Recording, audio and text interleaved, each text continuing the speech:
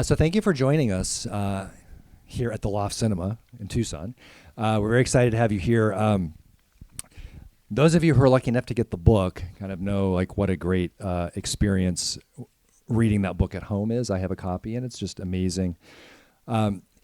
Could you maybe start with talking about your partnership and collaboration as Team Deakins, so we kind of have a context for how you work together on films? Yeah, we basically work as a team. When we read the script, we talk about whether we want to do it, we talk with the director, and then we sort of prep together. But what I'm trying to do is do all that stuff of talking to all the people so Roger can focus on actually shooting. And so especially when we're in the process of shooting, I'm talking with the production about what we're doing next week because I know what Roger wants to do. I'm also overseeing the digital workflow or the dailies, depending what we're shooting, and liaise with the visual effects people, because oftentimes they want to shoot it a certain way, but Roger wants to shoot it another way. So it's kind of a negotiation. But basically, we just do it together. Yeah, just do it together. Your phone, yeah. Oh, sorry. I know you're soft-spoken, but... Yes. That's it. Watch out. That's the money right there. So I know you two also have, I will put the plug in for your podcast, the Team Deakins podcast, which is amazing. If you haven't heard it, you should. They talk to a lot of really incredible filmmakers, and it's a great perspective coming from you as a filmmaking team, talking to other filmmakers. Could you talk a little bit about how the podcast came about? Well, we started it because we were doing a lot of publicity for 1917, and after the Q&As, we would talk to people and they would ask the same questions. So we thought it would just be answering a lot of those questions. But it kind of evolved as we went along because COVID came up and then everybody was available and we started talking to people, and we realized that it was really more about talking about what a collaboration making a film is. So for us, it really is a collaboration. And also... we started just talking with our friends and people we work with, and it just expanded. And then we talked, I said to James, well, what about still photographers? I thought it was a great chance for me to talk to people that inspired me. And so we started talking, widening it out and talking to people we didn't know. So especially during COVID, it was a great way to meet people, And also we do try and do people like prop people and ADs, so it's not just directors, actors, producers, because they're not the only ones that make a film. Yeah, a couple of weeks ago we talked to somebody who's running an AI company. It's going to be really interesting. And then you mentioned you were looking to talk to Sean Baker, the director of Anora and Tangerine, but he was wanting to research you first, which I thought was funny. Well, he obviously takes it seriously, so he's going to want to ask us some questions. Yeah, I'm not sure about this anymore, He's getting too up close and personal. Yeah, really. So I just want to talk a little bit about FARGO. Like, clearly there's so many movies in your filmography that are just incredible, like many of our favorite movies, I'm sure. This one, so you were both working together when this film came out, so you both probably saw the script early on. And I've heard you talk about it, and I've heard you say that you didn't think this was going to make a good film because the lead character, the William H. Macy character, is so terrible. That was me. I mean, Roger had more faith. Yes. But I just said, Roger, he reads so awful. What are you sure about this? But of course it was in the casting that they cast Bill Macy, who is so sad that you kind of feel bad. Yeah, he's a bad guy, but you got to say, you read a script that is coming from Joel and Ethan. It's different than reading a script cold with somebody that you don't know. Actually, when I first worked with him, it was Barton Fink, and I got a script from them in London, and my agent at the time just sent me the script, and it said, I don't think you'll really like this because it's really weird or something. And I said, well, who's directing it? and the agent said, two brothers called Joel and Ethan Coen, and I said, don't be so silly. Haven't you ever seen anything they've done? And so, when you know the director, then that puts a different slant on a piece of work. When we read the script of Prisoners, knowing it was Denis Villeneuve was a different thing than thinking it was a director that was doing Gothic horror films. It would have been a totally different film. So, you have to judge it in that context.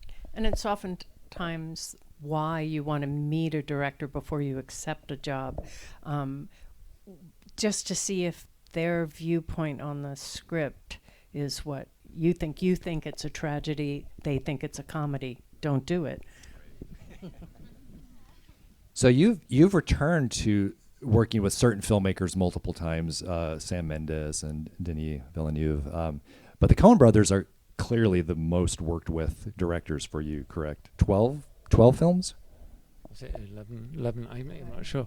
But yeah, no, definitely. Yeah. I mean, it used to be that, up until Skyfall, I would always ask them, well, in Skyfall as well, I would always ask them what they were planning after doing one film, and to leave myself available. So I'd often turn a lot of things down. And when Skyfall came along, and I'd worked with Sam before by then, obviously, and I thought, well, this is a good opportunity because it's not. I didn't want to do a Bond movie, but it was what Sam was doing with it was really interesting. So I asked Joel and Ethan if they would be doing anything during the scheduling of Skyfall, and they said no, we'll wait. But then Skyfall got pushed back, and then Joel and Ethan rang me up and said, well, we're getting antsy, so we're actually going to do something. So they did a film while I was doing Skyfall, which was a bit of a bummer. So, no, but then you sort of kind of, it becomes something else. But it was interesting, FARGO, to get to the subject of the film you just watched, we had just done Hudsucker Proxy together, which had completely bombed.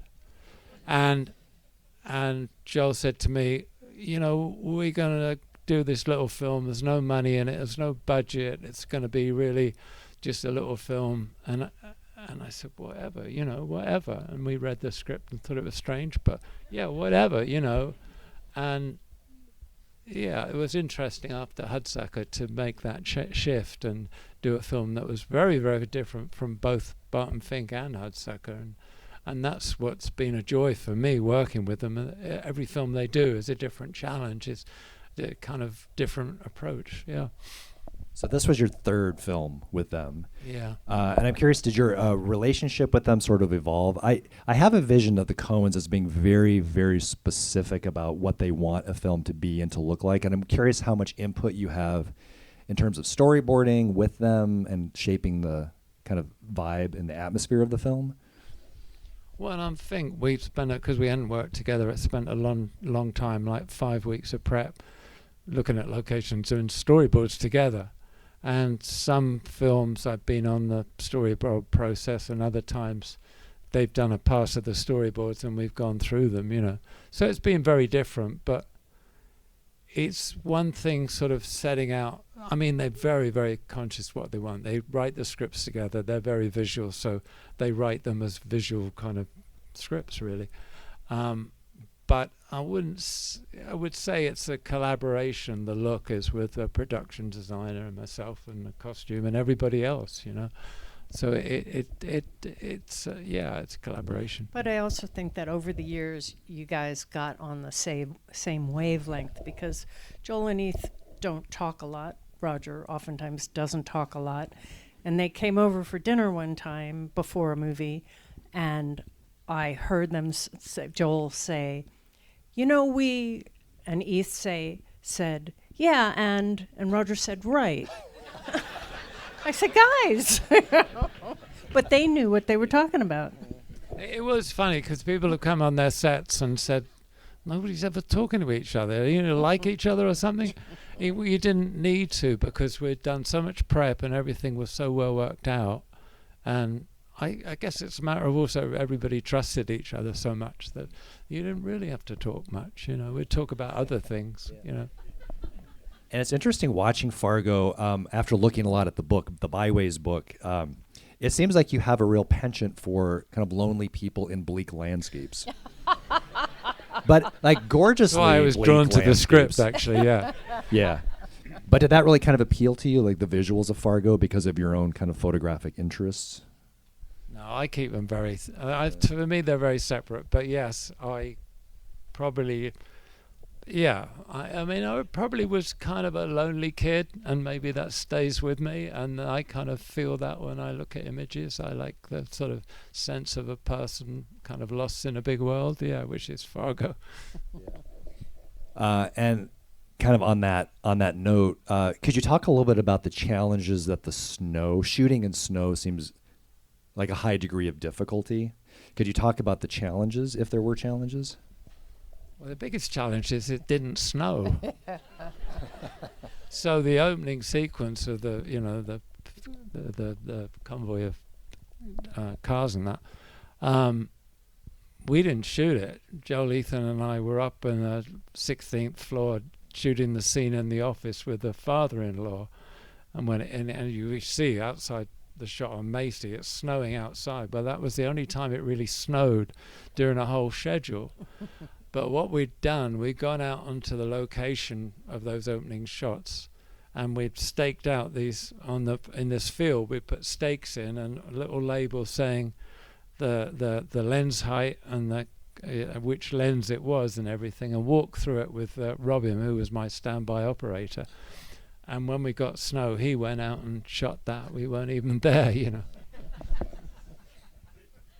And kind of unrelated to the snow, but one thing that I feel like it makes this film so powerful, all those amazing close-ups of Frances McDormand's face.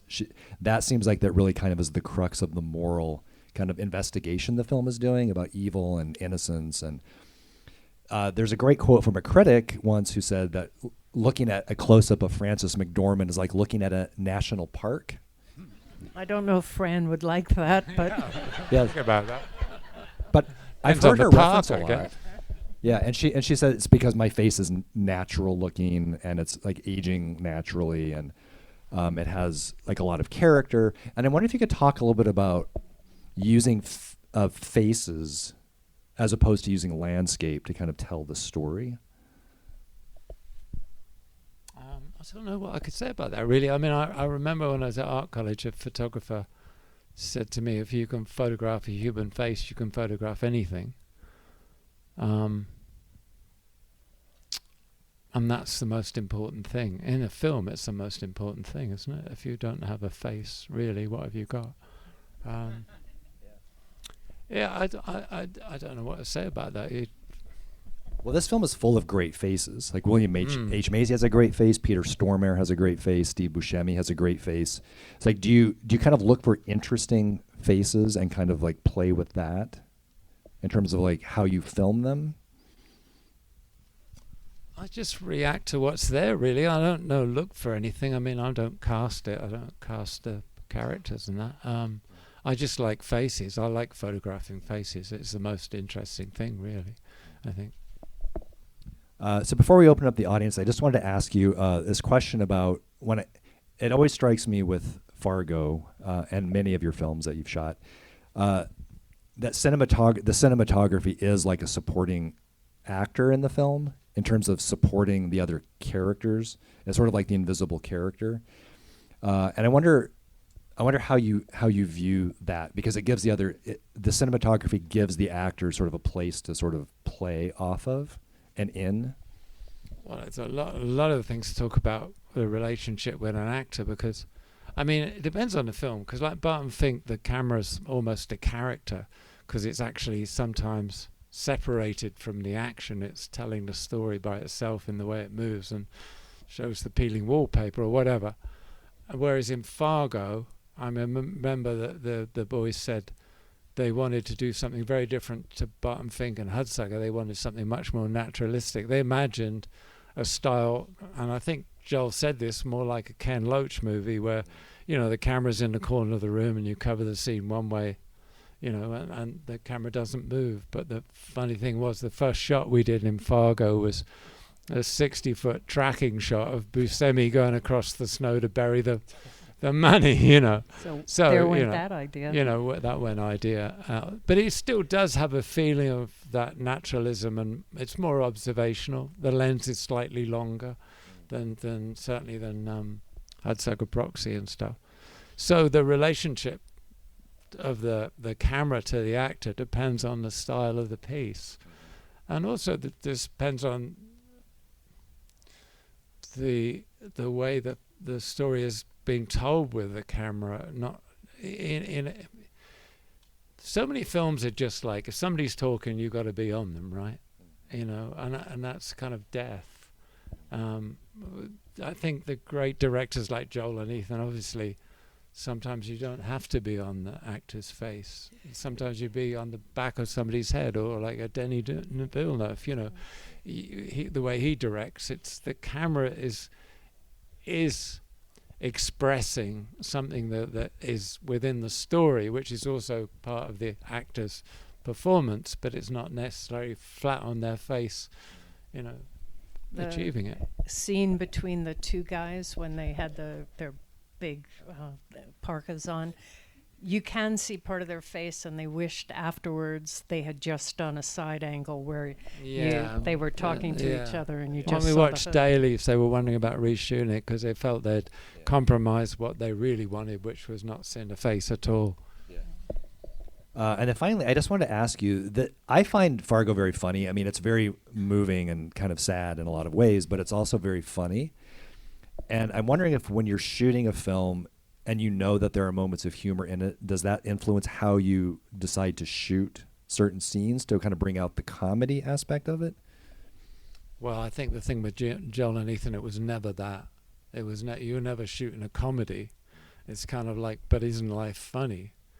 But you're shooting it like reality or heightened reality or whatever.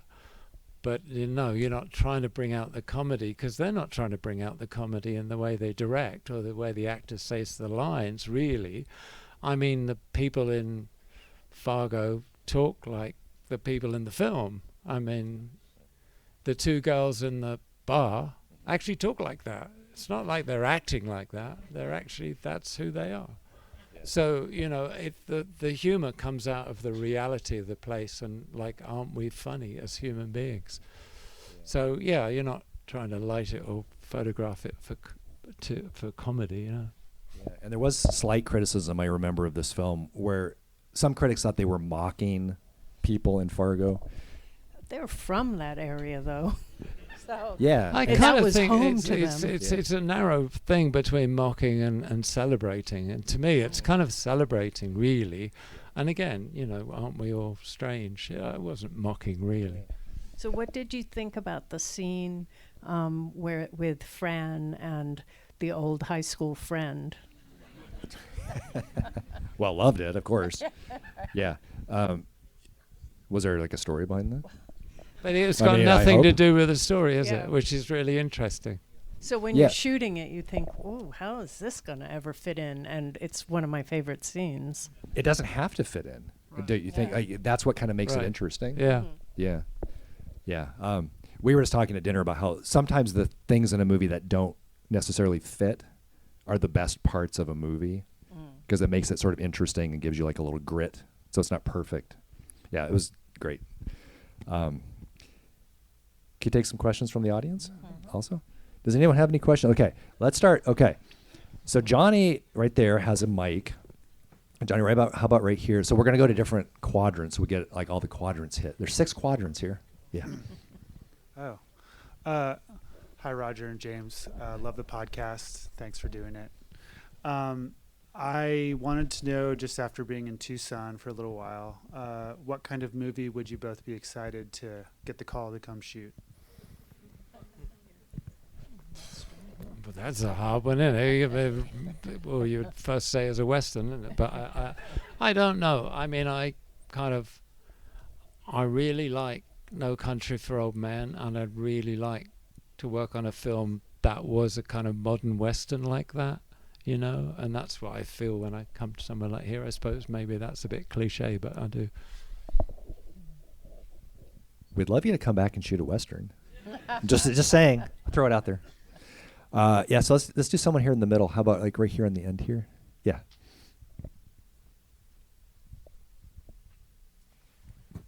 So, of course, you've made like a lot of great movies. I was wondering why Fargo, of all the films that you've made to show at the screening. That's a good question. Why? Well, that was That kind was of your venue's choice, choice. What? That was kind of the venue's choice. Exactly. 'Cause Yeah, you your said choice, yeah. show whatever you want, Mm-hmm. which was a very difficult decision. Sophie's choice had nothing on this. So why did you decide that? So we wanted to show Fargo, A, because it's great. Also because it's, I think, a very fun movie. It's also, to me, it shows like a high degree of difficulty because of the snow shooting and the kind of comedic versus dark kind of tone that sort of emerges in the film. We just thought it was like a great film that we wanted to see and hear you talk about. But it really could have been any film. But yeah, that was... Hey, Johnny, how about over here, like on the end right here, this gentleman right here? And we'll get you too. And then we'll get you. Hi there. As a young cinematographer, one of the things that personally I lose sleep over is when small imperfections on set find their way into the final edit, whether that be a bump on the dolly or a shot going soft. Are these still things that you have to deal with at the level that you guys are working at now? And if so, what advice would you give young filmmakers that are dealing with instances like this in the process? Yeah. And are there things that still keep you up at night, Roger? You have no, to. I haven't been shooting lately, so no. But actually, so I do have nightmares about being on set. You have to Go remember figure. that they're going to pick the take for performance. So, and there are a lot of takes that have little imperfections in it. So it's going to be in the movie, and you kind of have to accept that. I think when we did Prisoners, didn't he call me up and said, I don't know how to tell Roger, I cut out most of his night scenes, and they were tough night scenes. Yeah, you got to let it go because it's whatever makes the film better, you know. And then sometimes you get lucky. The last shot in 1917, I don't know if you've seen it, but George is going to the tree, sits down by the tree, and he opens his thing, and you see the family, and the camera goes up to his face as the sun comes out. Very hard to do over that length of a shot. That was take one. So the fact that they used take one because it was also the best performance was just luck. If they'd used any other take, it would not have had that, for me, that weight. But, you know, but there you are, you know. But as to how you accept it, it's kind of hard. Whenever we see a movie that we've worked on, the first time we see it, all we see is the compromises. All we see are the things that aren't in there. It takes us about 5 years, and then we'll see it on telly, and we'll go, huh, that wasn't so bad, I guess. But don't you think you wouldn't be doing your job unless you... I mean, I always think that if you don't feel stressed out and if you don't have nightmares, then surely you're not putting enough of yourself into it to be doing it well. You know, if you can just do it, boom, boom. I don't know why I'm getting nightmares about shooting. Like last night or the night before, it was like I woke up and thought I hadn't got the exposure right. But I haven't been shooting. Why was I having a nightmare about not getting... Do you feel like you're compromising less as your career is escalating? No, because, I mean, come on, whatever you do, you're always raising the bar for yourself. Otherwise, why do it? Because, again, if you could just do it by rote, why would you do it? It's like, also, I mean, I've been to interviews sometimes, and after Shawshank, somebody said, I want my film just to look like Shawshank. And I thought, well, why do I want to do that? I mean, it's not interesting to me. I hadn't read the script or anything. But why would I just want to repeat what I do? It's like it was... the other day we were talking to this AI specialist, and they said, no, what we can do, we can produce an algorithm that will produce a Roger Deakins lighting. You can press a button and it's Roger Deakins. And I'm going, but that's the same thing. Why would I do it if I could do it? Yes. That's a philosophical conundrum we're all going to be dealing with for a long time, I think, with AI. Yeah. So, Johnny, there's back in that section up at the top. Yeah.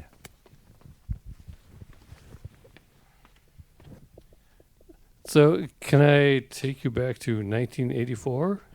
Oh, please. I like that film. Well, like is an odd word, isn't it? But yeah. It is an odd way to describe that film. What made you think about the idea to use bleach bypass to make that the visual?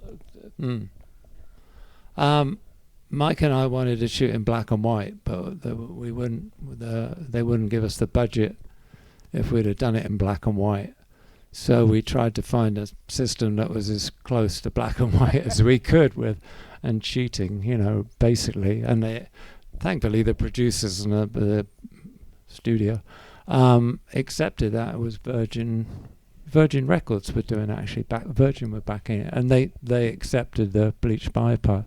But the problem was you were doing it on the prints. Yeah. So for a long time, every DVD that came out or VHS was full color. And it's only recently that we got It's only the remaster. last version, which Criterion. Yeah, it's the only one that really reflects the original bleach bypass, which is interesting. But yeah, no, that was just, it was the first time it was done on a major movie, actually. And it's sort of discovered by this lab in London that we were working with. Yeah. So, Johnny, there's a young woman here in the middle.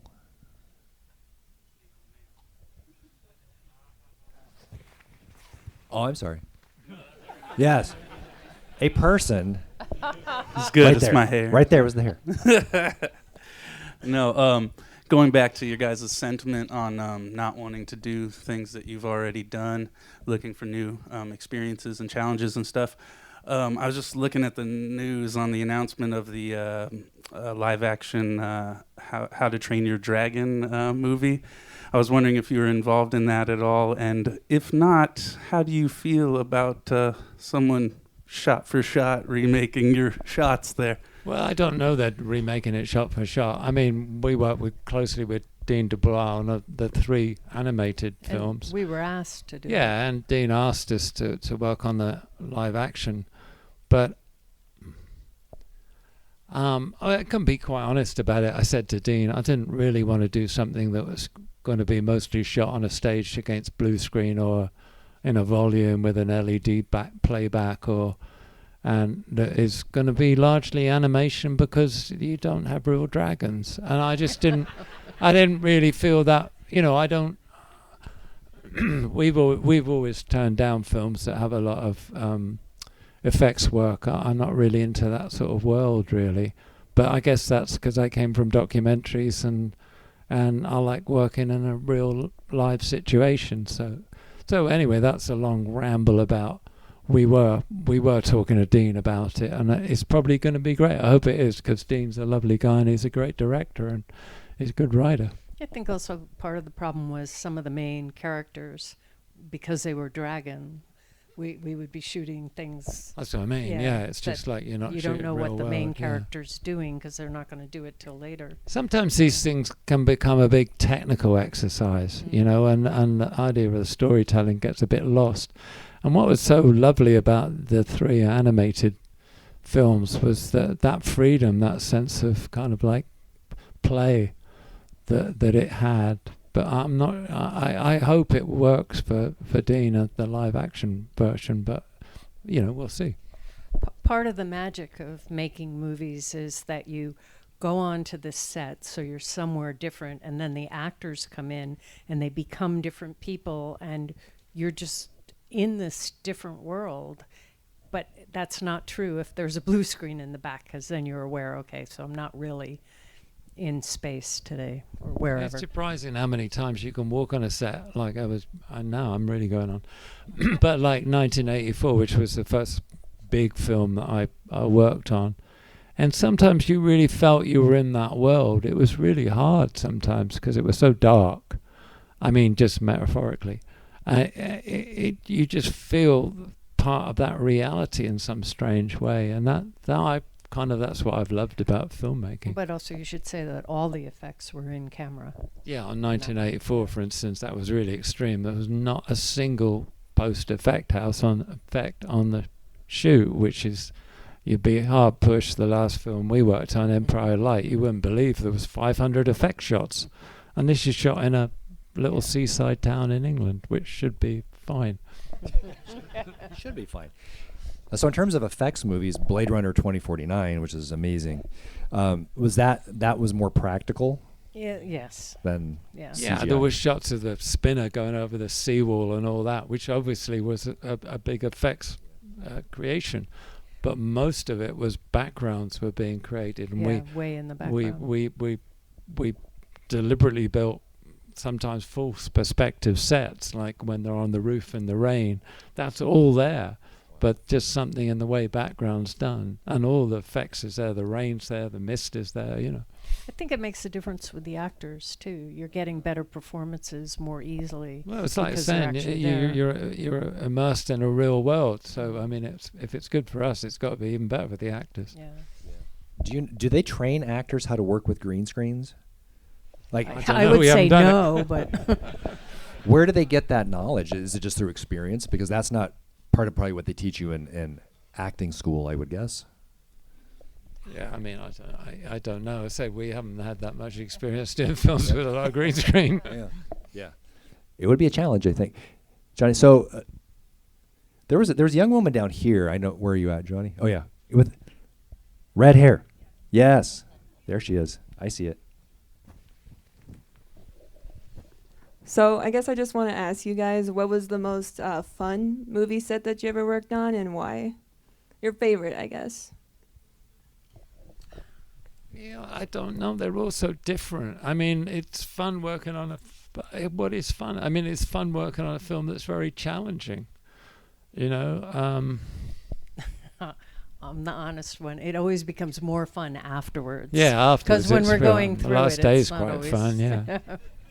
I think Oh Brother, Where Art Thou was pretty much fun, really, because it was kind of surreal, the way we were shooting that and the way we were shooting it. That was kind of fun, yeah. And, the guys, George and everybody, they were fun. We were struggling around the kind of, the swamps, and George would be carrying a camera case, and, everybody mucked in, it was real fun. You don't often have that sense of collaboration, everybody together in that sort of place.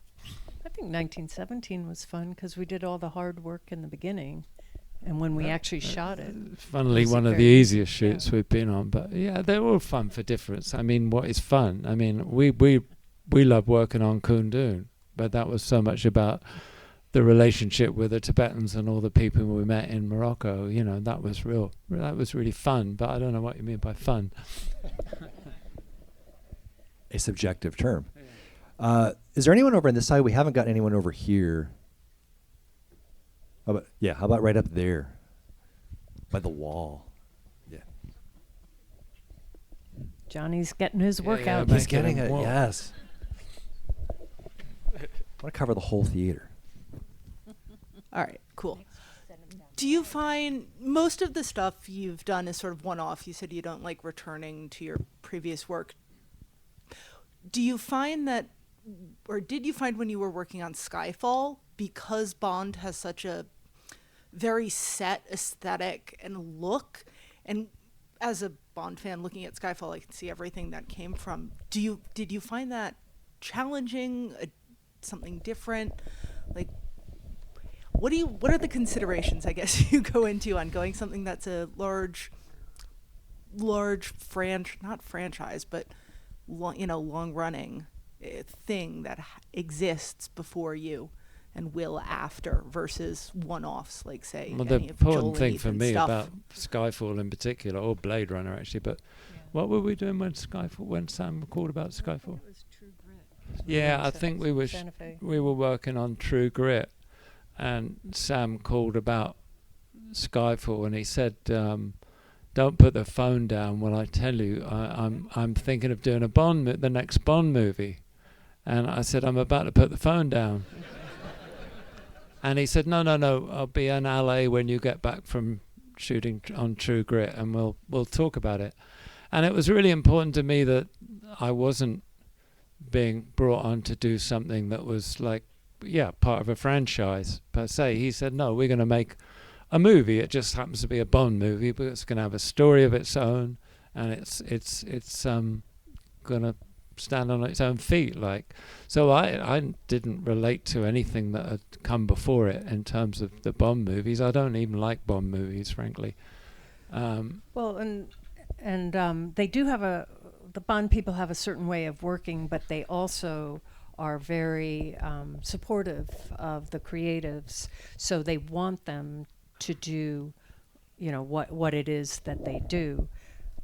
So I think Skyfall actually looks quite different, but than other Bond movies. But then again, I didn't know any Bond movies until afterwards, and it was like the 50th anniversary of Bond. So every night we'd watch a little bit, and I was slightly horrified to realize there's always a casino scene. There's always a boat scene. I didn't know that. But I think the casino thing in Skyfall is kind of good. And the Hall of Mirrors that's in every other Bond film is kind of very different in Skyfall. Yeah. But I was drawn to it because I'd worked with Sam, but because it was a story about an aging spy, and it was much more interesting and than I thought the usual Bond movie. Because the original script was even more interesting than what it ended up. Yeah, better not go there, but yeah. Oh, there's a story there. We'll talk about it on the podcast someday. So we have time for a couple more questions. So someone close to where you are, Johnny. So you don't have to go. How about right there? Yeah.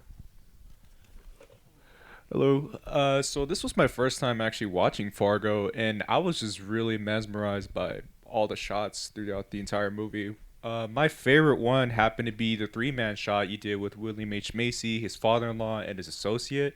I was just wondering, how did you guys film that particular shot, if you could remember? Sorry, which shot again? It was the 3-man shot where they were all in the diner. William H. Macy. Yeah.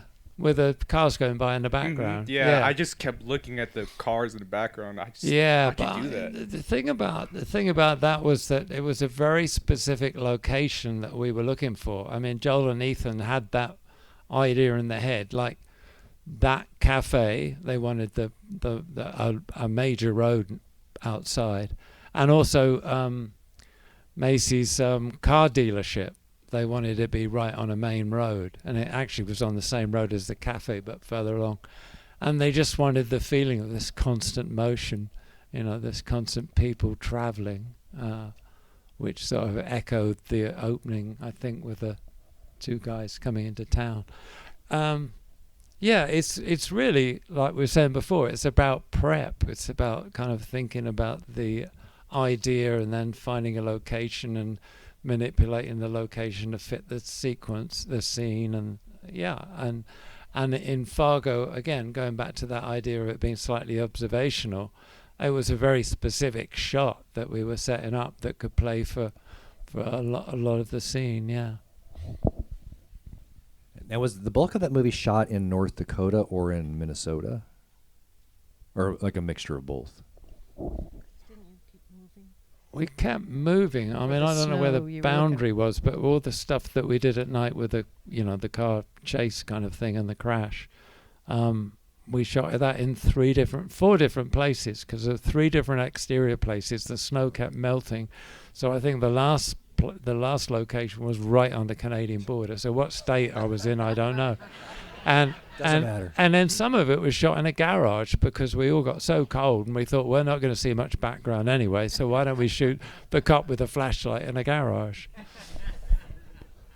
But then we had to have it cold, so they had no heater, so we were just as cold as we were outside at night because they weren't at the breath, which is not CGI.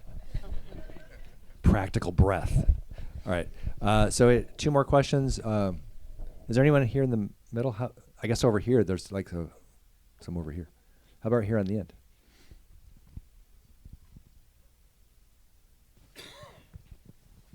When a script will come by your desk or inbox, what kind of things do you look for as little tells that it's going to be a good script, and then as an extension of that, it's a good script that you want to work on? Well, as we said before, I mean, most of the time I've been working with, people for more than first time. But I mean, a script is really, it's like reading a novel. Why would you read a certain novel and not another? I mean, I'm drawn to certain things about characters, about the real world, even if it's Blade Runner and science fiction. It's really about human beings and who we are and stuff, and without being too, I mean, I need to be emotionally involved in the story, otherwise I don't want to spend 6 months, 9 months of my life working on something that is just technical, just a job. And we can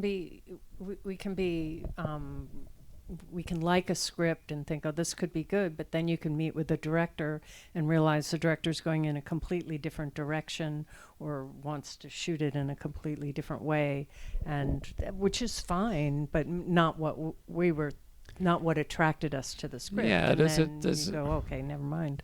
There's a director that I talked to a couple of times about different scripts over the years, but I know that director works with multiple cameras and zoom lenses, and I just don't like working like that. I operate myself, and that's a given, and I like working with a single camera, and sometimes, yes, you use 2 cameras. On Skyfall we had 11 on one scene.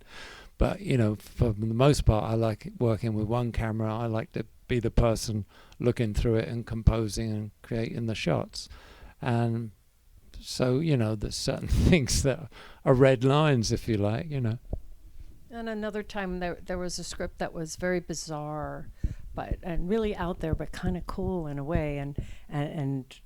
But to do it, you'd really have to think about it.